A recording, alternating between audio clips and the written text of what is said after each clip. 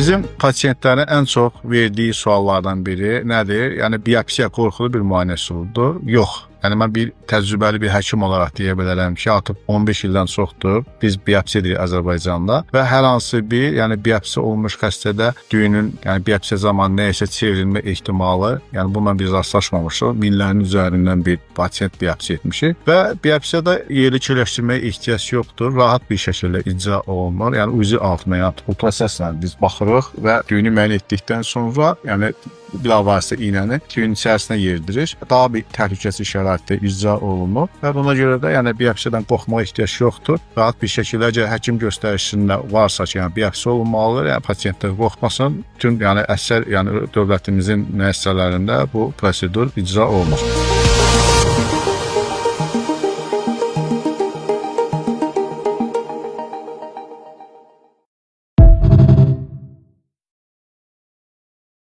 Qalxanvari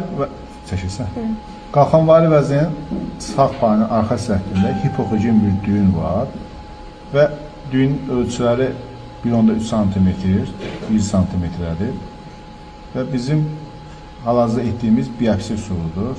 Biz biopsiya vasitəsilə yəni həmən materialdan, daha çox düyündən material götürməyə çalışırıq və xəstəmiz də qorxan bir xəstədir. Buna da deyiblər ki, sən o da biz də çək. Xəstəmizə də nə deyiblər ki, bəs biopsiya etsəz, o narahatçılıq olardı. Yəni bizim 15 illərin çox belə təcrübəmiz var, biopsiya edirik. Hələ də mən hansısa bir xəstəmizdə, hər hansı bir biopsiyadan sonra ağırlaşma və yaxud yayılma deyən bir problemlə üzləşməmişik. Rahat bir üsuldur.